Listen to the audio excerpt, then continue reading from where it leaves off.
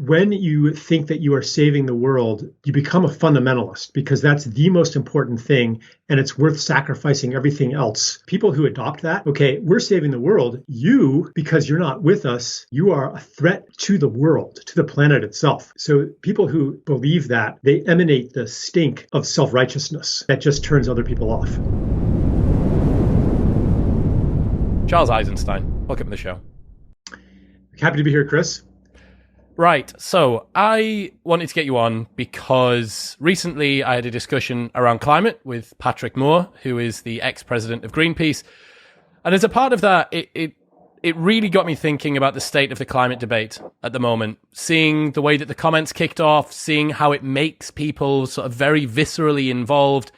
And what it kind of taught me was the climate debate is mostly fucked. Like, it's mostly just a mess. And I think that it's obvious a lot of people have tied their colours to particular flagpoles, that this is something which is very, very tribal in a way that I don't think climate should be. And obviously I've seen this, right? I've watched people get crazy about climate and glue their breasts to the street and lock down motorways in the UK and throw pig's blood on people coming out of Canada Goose stores. But I'd never been as close to the conversation as I have been with this. And I wanted to get someone on. I mean, even this man, so I tweeted out saying, I want to get an impartial climate scientist on. Any suggestions? Most of the suggestions from people were impartial climate scientists don't exist. No one that does that. Someone said that by using the word impartial, you're already trying to put some sort of a spin on it. We should just be bothered about the data. I'm like, hang on a second, like that's what impartial means. Like like if you call it impartial, then you're going to get criticized for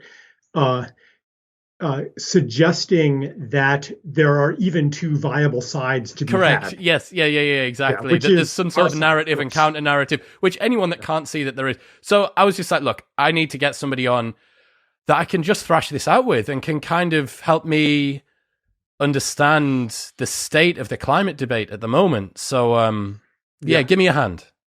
Yep. Well, what I'm going to say is true in pretty much any polarized debate, which is that the key to unlocking it lies in the questions neither side is asking and the secret assumptions that both sides share. So they get stuck in a debate that is defined by the terms of the debate and not what they're not looking at. So in the case of climate, you have one side that says because of carbon emissions and greenhouse gas emissions, we're at or past multiple tipping points that are going to cause runaway global warming and the end of civilization as we know it, or worse. That's what one side essentially says. And there's some that are more alarmist than others. And the other side basically says, no, carbon dioxide really isn't a problem. The warming, if there is any, it's not runaway. And there's nothing to worry about as far as the environment goes because global warming is not an issue. Okay. What both sides agree on is that the primary environmental conversation is about carbon dioxide and greenhouse gases. So I wrote a book about this topic called Climate, A New Story. And what I came to in the research and in the meditation and in the whatever legal and illegal investigations I did into the nature of life, what I came to is that the planet Earth is alive. Its organs are things like soil, water, forests, wetlands, species, fish, whales. Every ecosystem, every species is an organ of a living being. Therefore, if we continue to cut down the forests, overfish the oceans, develop the wetlands, drain the swamps, destroy the soil, et cetera, poison the water, then it doesn't matter if we cut emissions to zero because Earth will still die a death of a million cuts because it would be like if you had, like, suppose you had a runaway temperature, and it was because your organs are all getting eaten alive by by a flesh-eating bacteria, and you're like, oh man, temperature's rising, better take some, medicine to reduce my temperature. It's like, no, your organs are being destroyed. So what I came to is that where our attention as environmentalists needs to go is to the sacred living nature of this planet, and to devote our care into protecting and healing all that's been damaged, which is a completely different emphasis than the standard narrative of climate change. And I could say way more about it, but I don't want to talk for a whole hour. So maybe it's a starting point. Yeah, I think when we're talking about the specifics like that, so Patrick specifically seems to have really positioned himself to be a counter voice to each individual thing. So whether it be sea rising or reductions of the size of the ice caps or deforestation in the Amazon or the number of animals that are going extinct, his argument essentially was that, look, we have far more degrees of freedom with this than we think, that deforestation and reforestation are occurring at similar times, that increases in CO2 are allowing reforestation to occur in arid areas because there's more CO2 for plants to live in, and so on and so forth, which I'm sure are arguments that you're familiar with. And there was this one comment, man, out of, I think it's 150,000 hours that episode's been watched in a couple of weeks, and a lot of comments. But one of the ones that popped up, one of the team sent to me, and they said, when I hear someone that explains the climate change, it sounds comprehensible. When I hear someone that explains that climate change is not real, it also sounds comprehensible. I really don't know what to think about this topic anymore. And to be honest, that's where I am. That's my position. Yeah, I came to that too. When I very few climate activists spend any time deeply investigating the work of the climate skeptics. And when I did that, I'm like, some issues, I'm like, okay, I could refute this, but on other issues, I'm like, they really have a point here. And what I came to is that it is really dangerous for environmentalists to hitch their wagon to the global warming horse. Because what if that horse gets tired? As this guy, Patrick Moore, is saying, maybe the ice caps aren't actually melting. I mean, I remember, they were predicting that the Arctic would be ice-free by 2015, that didn't happen. What if the skeptics are right? And we've hitched our wagon, of fracking, pipelines, all these stuff. We've said we can't do that anymore because climate change. Well, what if, that runs out of steam? What I came to is, I don't actually care if it's causing climate change. I still want oil exploration in the inner Niger Delta, which is displacing millions of people and destroying pristine wetlands and making oil spills that are endangering children. And I still want that to stop. I still have you seen the tar sands excavation photos in Canada? These beautiful forests turn into this hellscape of pits, and dead trees, and pollution. I want that to stop. I want the earth to be beautiful. It doesn't, and I think that environmentalism used to be about that. In the 60s, it wasn't save the whales because if we don't, bad things are going to happen to us. It was save the whales because they are magnificent beings. Environmentalism fundamentally has to be motivated by love. And love is what? Not love of life, love of this earth, love of not just the Amazon, but of the forest behind your house, of the place where you grew up, of the animals that you interact with. Not because they have some instrumental utility and that we should navigate according to some complicated self-interest calculation. That's not why we're here. As human beings, we're not here to maximize our rational self-interest. What do you think it's being motivated by at the moment from the environmentalist side? I think it is actually motivated by love, but the rhetoric is about fear. The rhetoric is about force. It's about, for example, let's pressure and force people to change. Let's force the corporations to change. Like, and I'm not saying that we should just always ask nicely for change, but we have to understand that pretty much every human being on some level cares about this world and cares about the beings on it, not because of some threat to themselves, to their profits, and so forth. Environmentalism has to return to that. Otherwise, we're going to be in a war. I think that's what turned me off from a lot of the environmentalist movement, was this inherent sort of sense that I was a bad guy if I drove my car, or I was a bad guy if I wasn't going vegan, or I was a bad guy if I didn't use recyclable plastics or something. Alex Epstein calls it human racism. And that's a really, really good term for it. This sort of self-hatred of humanity on the whole, that the planet would be beautiful and perfect without us here, and that we're this sort of scourge on the earth. And it's wrong. I'm going to try and list all of the ways that I think it's wrong. It's wrong because psychologically, that is not the way to get people to buy into your argument. If you truly want to actually get change, if you want people to agree with your position, you cannot... No one's ever been shamed into like willful compliance and support of a cause. They might begrudgingly support a cause, but they're not going to do it because they want to. They're just going to think, fucking hell, Lisa down the street in a furry coat isn't going to shut up if I don't make sure that my blue bins are out at night to recycle all of my cans.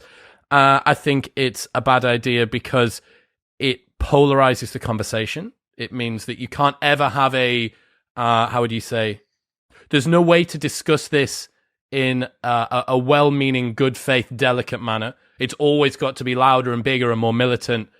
And I think that that's what's causing this, or that's at least part of what's causing this divide.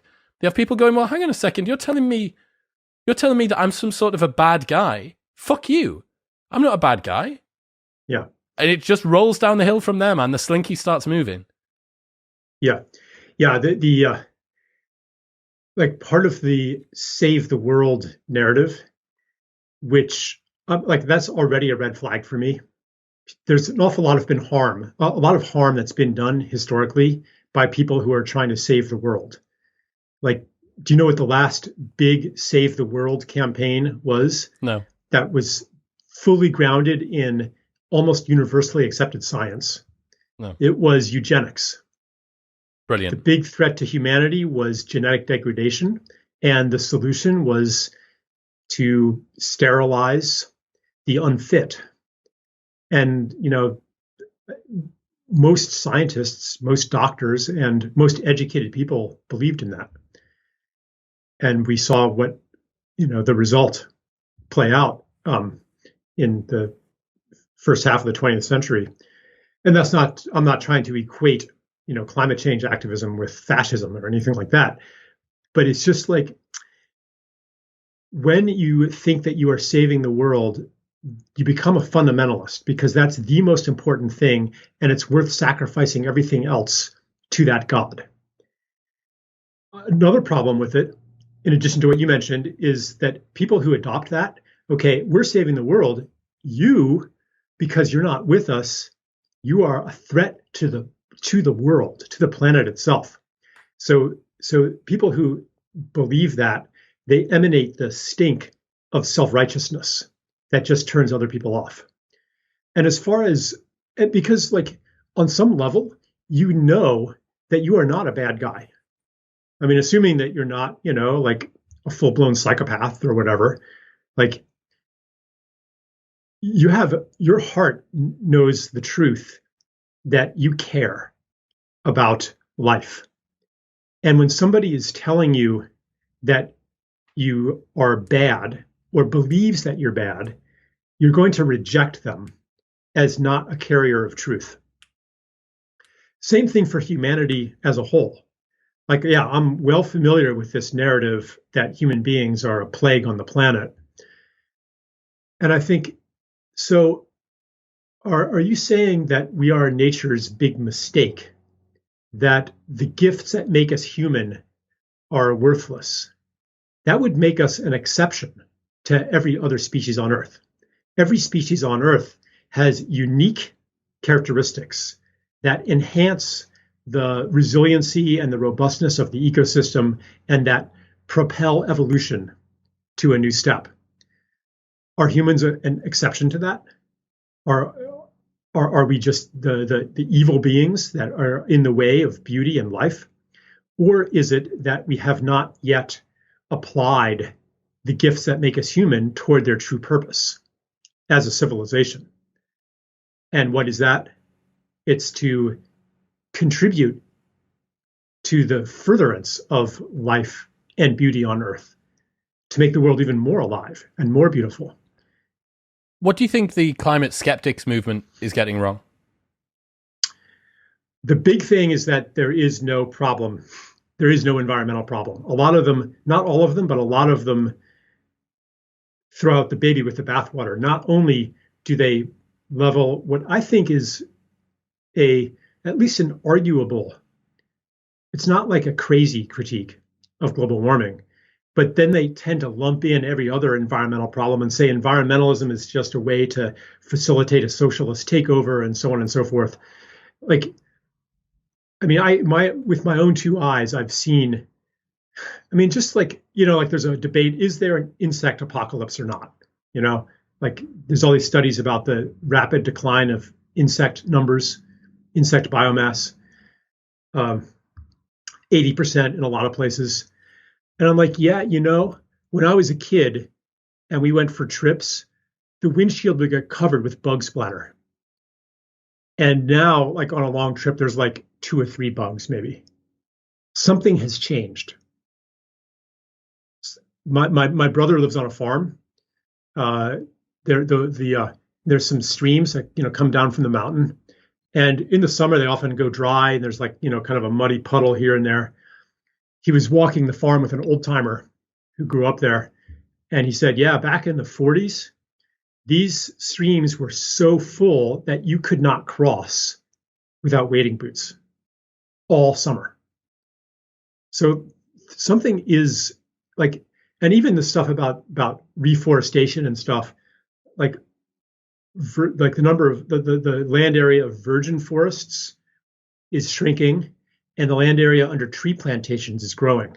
Biofuels plantations is growing. You can call those a forest, but they're a lot less alive than if you've ever been in a old growth forest.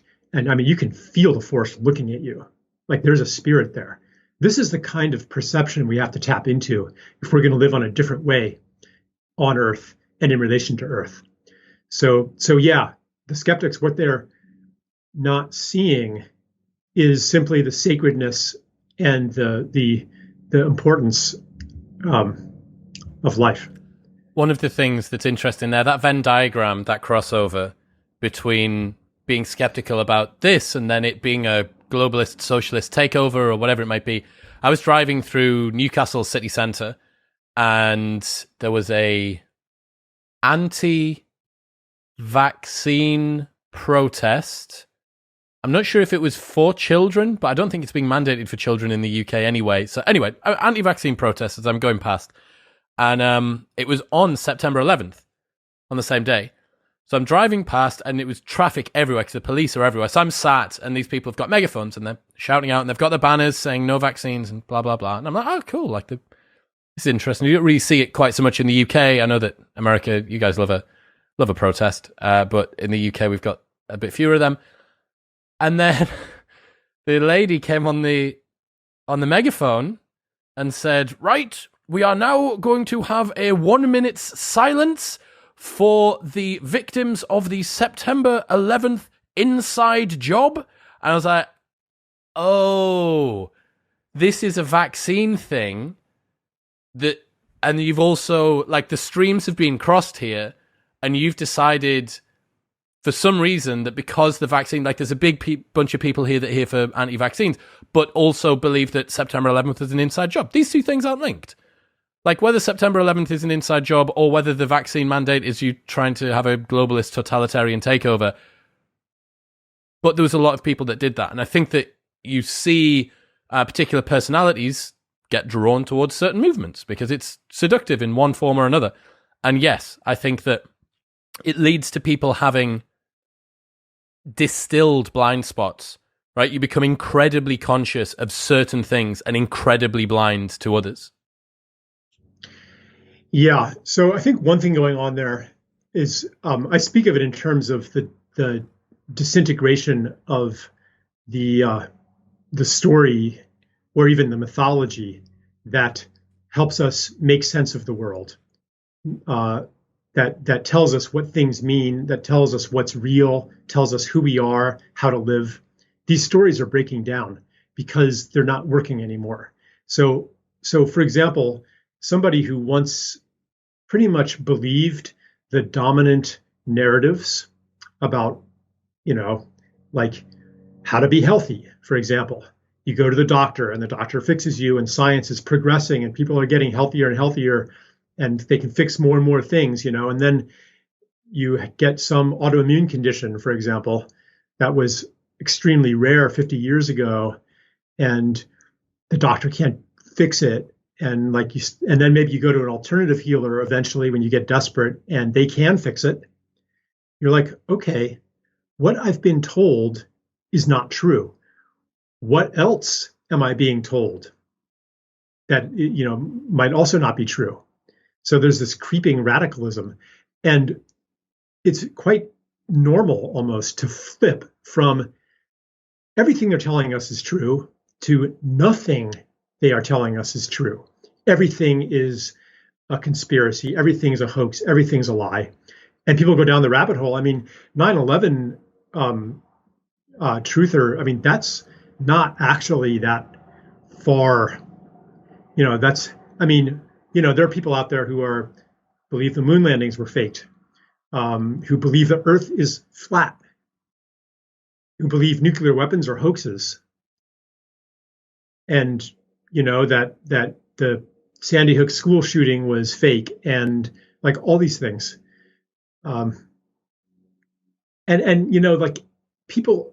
It's so comforting to have a story of everything, a totalizing narrative that tells you that gives you the illusion of control in the world, that gives you an illusion of certainty, that tells you here's your place, here's how to live. Like that's comforting. So when that is stripped away, when that crumbles, people often jump to another totalizing narrative, which could be a cult, it could be like they join a cult or a radical political movement or QAnon or something like that. And really where we have to go is into the place of being comfortable with not knowing. Maybe some things we're being told by the authorities are true and some aren't. Maybe the vaccines are much more dangerous and less effective than we're told, yet they're not a diabolical plot by reptilian aliens to cull the sheep, that place of uncertainty is uncomfortable for a lot of people. And it applies to the climate debate too.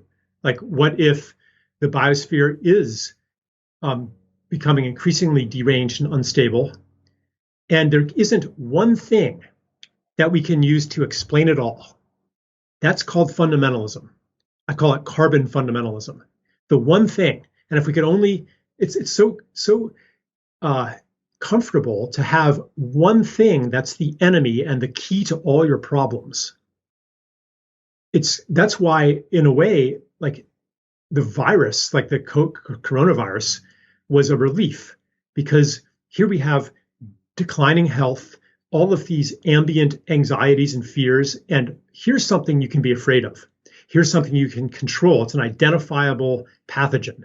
So we can, lock down, quarantine, distance, et cetera, and now I'm safe. So with the degradation of the biosphere, it's the same thing.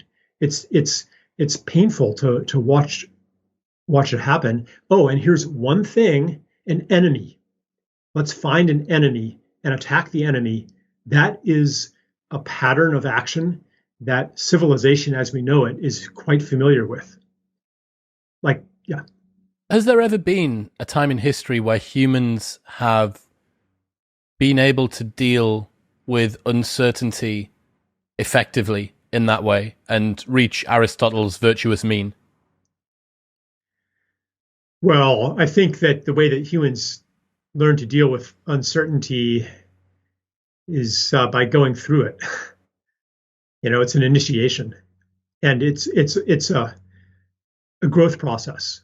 You inhabit one certainty, one story, one self, and it works for a while.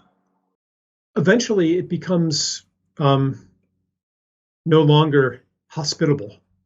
Like you grow out of it, you become something that no longer fits into that story. What I'm thinking is that for a long time it was religion. For an awful long time, the single narrative that we had that explained everything that we were able to put our faith in was that faith itself, God, higher purpose, whatever the ideology was, that would carry us through. And fuck, man, like if I try and have a conversation about some of the challenges that we're facing in the modern era that doesn't come back to should we have just not got rid of religion, it continues to come up, whether it's identity politics, whether it's politics and extremism, whether it's the climate debate. I think that people struggle to be in uncertainty. I think it's inherently uncomfortable for humans. And I think that previously we could outsource this sense of uncertainty because if we feel uncertainty, there is something solid that we can wrap ourselves around, and that's religion. And now, what is there to hold on to? You got to make your own meaning. You got to find your own purpose. Religion's out the window, man. Well, what happened was religion was replaced by a new religion called science. Science is a religion. And I'm not saying that it's just a religion or that religion is bad, but it's a religion. It rests on metaphysical principles that are taken for granted, such as everything that is real can be quantified and measured, such as variables can be controlled, such as experiments are in theory repeatable, that they don't depend on the attitude of the experimenter and the place and time where he is, that there's an objective world outside of ourselves. Like these are a few of the metaphysical assumptions of science. And then you have a priesthood that speaks in their own special language. You have true believers, you have heretics who get excommunicated when they lose their funding. You have a long training ordeal called graduate school to initiate you into the priesthood. You have a system for indoctrinating the youth. I mean, the whole thing, it tells you how the world began, like a religion does. It tells you the nature of a human being. The whole thing is a religion. And it has provided that certainty that you were talking about for a long time, but now it is breaking down. It's breaking down because the paradise that it promised has not come to pass. Like this is 2021, man. That, like, maybe you're a little younger than me, but when I was a kid, even the year 2000 was like this impossibly futuristic paradise. 2021, I mean, we were supposed to be like, gods by now. But instead, life has gotten worse. People are, for example, less healthy than they were 50 years ago. Life expectancy is plateauing and starting to decline in the UK and the United States. Is that really true? Yeah. Yeah, life expectancy rose in the first half of the 20th century. It rose by 26 years in the US. In the second half of the 20th century, it rose by maybe 6 years. And now it's plateaued, and even before COVID, it was starting to decline. So, and we didn't, like, another promise was we were going to engineer all poverty and crime out of existence. Political science was going to give us a perfect government. I mean, it didn't happen. So we're losing faith in science, and people are having experiences that don't fit into science, that science says are impossible. So this is even more uncertainty. Yeah. So basically, we are facing a religious crisis right now, just like the one that the West faced, 300 years ago, in the transition from Christianity to science. We're facing another one right now. It's profoundly disorienting. I suppose an interesting thing is that with science, you can have, in the same way as you can have multiple interpretations of scripture or use different translations, the same data can be interpreted by two different people to reach completely opposite conclusions. So when we're talking about the CO2 parts per million, and Patrick was talking about, it's the Milankovitch cycle on this 80,000 year tilt of the way that Jupiter affects the axis of the Earth's tilt and wobble and blah, blah. And you're like, that sounds plausible. That sounds like it might be true. And then if you sit and listen to a Greta Thunberg or an Extinction Rebellion person for a little while, one of the calmer, less unhinged ones, and you're like, well, that sounds plausible. Like, I know that we make more carbon dioxide. I know that my car puts out fumes out the back of it. I don't really know too much, but you think, and you go, okay, so you've got sort of two, it's the same world. Everyone's inhabiting the same world and somehow coming to completely opposite conclusions about it whilst relying on the thing that's supposed to be independent, the science. Yeah. Yeah. Like these scientists, in a way that, like another way that they're like priests is that they perform these divination rituals using their sanctified instruments, their microscopes, their computers, and it's like consulting an oracle. And then they come and tell the public what the future is going to be. And now, like you're saying, there's basically a schism. And some of the priests are telling us one thing, and a minority of them are telling us something else. And yeah, how do you know what to believe?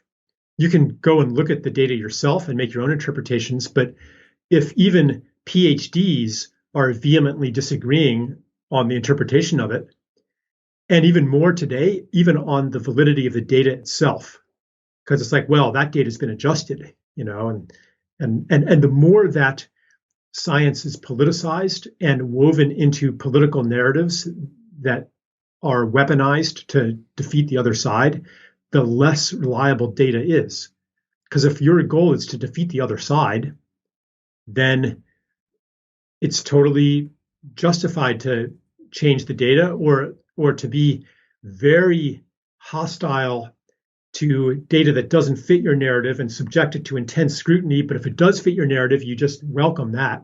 I mean, we see this happening in all the vaccine conversations as well. So how do you know? How can you choose? It's in a way, like if you're honest with yourself today, there's no choice but to be uncertain. Yeah. That's what that comment said, man. When I hear someone that explains the climate change, it sounds comprehensible. When I hear someone that explains that climate change is not real, it also sounds comprehensible. I really don't know what to think on this topic anymore. You're like, yeah. Dude, I had to get this story up for you. John Stossel, do you know who John Stossel is? Dude with the mustache? It's like a American reporter, journalisty dude.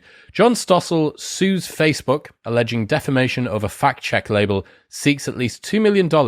Former TV journalist John Stossel is demanding at least $2 million in damages from Facebook in a lawsuit he filed against the social media giant, alleging the company defamed him by appending fact-checking labels to two videos he posted about climate change. In a statement to Variety, Facebook spokesperson says, "We believe this case is without merit and we will defend ourselves vigorously against the allegations."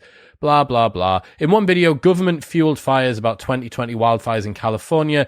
Fact-checking partners falsely attributed to Stossel a claim he never made on the basis that flagged content as misleading and missing context so that viewers would be routed to the false attribution statement. Blah, blah, blah. Back and forth. And you think, right, okay, not only now is it useful politically to further a particular cause, one side of the aisle or another, or an agenda, or to get people to feel one way, to create this sort of ambient sense of outrage or anxiety or whatever. But individuals now are profiting from this. You have individual people. I'm going to be the climate scientist that's going to be, Patrick Moore, for all that he may or may not have good intentions. He's trying to sell some books. Like, he's trying to sell books. And for as long as you're trying to sell books, you do not have the purest intentions at heart, because there are perverse incentives there. The incentives are for you to come up with something which is maybe a bit more bombastic, maybe a little bit more exciting than it would have been. And that John Stossel thing as well. Like, it's on the side of Facebook to appear impartial. It's on the side of John Stossel to try and battle back and use it to get more clout and then to get money out of them. Mm-hmm. Yeah, I tend not to attribute people's militant opinions too much to wanting to make money. I think, like, there's psychological forces that are at work that are more powerful, like wanting to belong, wanting to seek approval from a certain segment of the population, at least taking sides. Taking sides is psychologically satisfying because now you belong. Now you are accepted. Now you have external allies that tell you that you are good because you're on team good in the war on evil. And at a time when the stories that help us create an identity through participation in a common goal are breaking down, people are having an identity crisis, and therefore they gravitate toward partisan, political, and other opinions. Does that make sense? Yeah. Yeah. Because we used to have a unifying story of civilization. It didn't include everybody, but it was a pretty broad unifying story. Everybody that you knew. Yeah. It was of ascent. It was of progress. And you're an ambitious young man. Well, here's what to do. You become a rocket scientist. You become a doctor. You become even a lawyer, because you become a functioning, productive member of society, and you are part of this glorious ascent of humanity toward this, amazing future. Like that infused life with meaning, and we don't have that anymore. And people are just grasping, struggling to make life mean something. How much do you think? I keep hearing problems of the modern era attributed to the fact that this is the first generation who hasn't done better than their parents. And I definitely think that there's a sense of that going on. If you hear the sort of language that Greta Thunberg uses, where she talks about, you are destroying our future. You, older people who had it great, who've raped Mother Earth for all that she is worth, and so on and so forth, and then we are paying the price, and you're not going to be here, but we are, and it's our job to fix it. It feels like that's an element as well, that as we're talking about perhaps some of the promises of technology and science starting to top out, or at least slow down, that's causing the deceleration is being felt by people, and they're going, whoa, hang on a second, something's wrong. Maybe we need to try and kickstart this star again. Yeah. The irony is that, well, for one thing, that, all of this ecological destruction hasn't actually worked. I mean, if it were making us happier and happier, maybe you could justify it, but it's not even doing that. And the irony is that our happiness, fulfillment, joy, thriving is actually readily available, and it doesn't depend on more technology, more resource consumption, or anything like that. I don't know if you've traveled a lot, but if you have, where do you find the happiest people? Are they in London? Are they in Tokyo? Are they in New York? Or are they in, the Gambia? Dude, happiest people that I ever met were in a town called Pai, which is the most northern town in Thailand. And I volunteered at a elephant sanctuary and reforestation site for a while. And this town's got its main street is a large dirt road, and all of the others are small dirt roads. And I rock up, and I'm on a moped for the first time, and got small swim shorts on, and I'm going around washing these elephants and helping people dig holes in the ground. And it was just pure bliss. And it sounds so new age and hippie and kind of unsustainable. It sounds like it's the sort of thing that by its very nature is a holiday. You go, well, I don't know, man. What are we doing things what's life in service of? If it's not pure fulfillment and joy in the moment, how much are we overcomplicating the ends now have repurposed the means to a point where you're like, well, everything's been turned upside down. Those are the happiest people I ever saw. People in a city that you have to travel for 4 hours on a road that's literally called vomit motorway, because it's got so many bends that tourists throw up in the van on the way there. They were the happiest people I ever met. Yeah. And if and their GDP per capita is probably very low. Their the BTUs of energy that they consume per capita very low. A place like that is a ripe target for what's called economic development. And when those people stop engaging in their traditional livelihoods, stop producing their own food and cooking for each other and building their own houses and doing all that stuff in a gift economy, and begin purchasing things and working for global corporations, their GDP goes up. And in the statistics, it looks like their quality of life has improved. And their resource consumption goes up too. So really, like, to take it back to climate change and stuff, I mean, really what this whole thing is about is the question how to be human. And we are, as a species, or at least as a civilization, reconsidering that question. We're facing the bankruptcy of the answer that we had been pursuing for a long time. And therefore, everything is on the table now. Everything. What was a better step to move forward? When you wrote your book, did you think about some recommendations for a better way to have this discussion?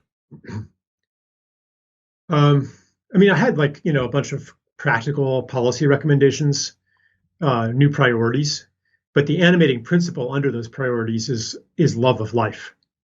So I said, first priority is to preserve whatever pristine ecosystems are still here, which is especially the Amazon, the Congo, but even any small wetlands, or any place that has health in it, we protect it. And the second priority is to regenerate the broken places, especially agricultural soils.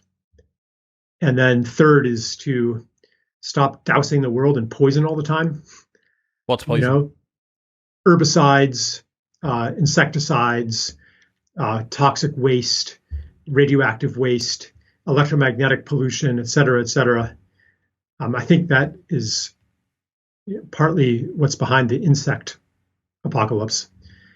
And then fourth priority, and in my mind, it's a distant fourth, is to reduce carbon emissions. Can't hurt. It's putting more stress on a system that's already stressed. So, but as far as how do we talk about it? Yeah. The principle is whatever you say, it comes from a trust in our collective purpose and the purpose of each individual human being, which is to contribute to life and beauty on Earth. And when I speak to anybody, it could be, ExxonMobil executive, and I'm standing in the knowing that this person on a deep level cares about life, has places that are special to him, and that on some level wants to serve life, wants to be a force for positive change in the world. If I stand strongly in that, then he knows that I'm an ally.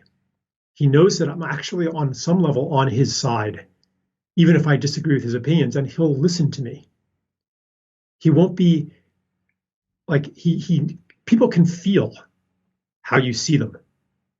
People have a internal guidance system, we can sense.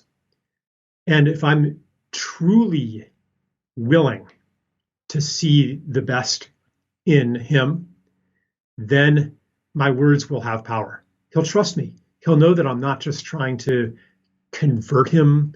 I'm not trying to convince him. I'm not trying to dominate him, to fight his evidence and logic with my superior evidence and logic and make him run away with his tail between his legs. This is because what I was saying is the nature of the revolution that we are in right now is in how we understand ourselves to be, who we are, therefore who we are being. And we have to stand in the new human, which is actually the ancient human also. The new human, which is like, yeah, I am here to give to the world. I'm here to receive and to give, to be part of evolution, to be part of the planet coming more and more alive.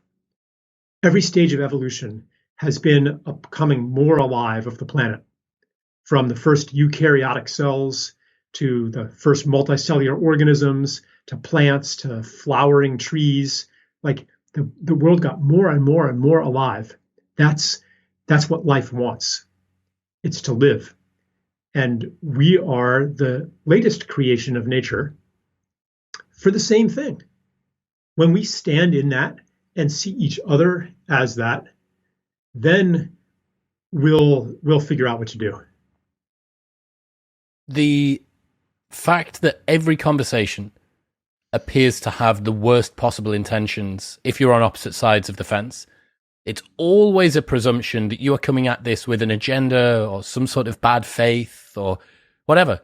There doesn't seem to be any benefit of the doubt given to people. There doesn't seem to be any hope or any redemption or any possibility that they may not see the world in the same way that you do.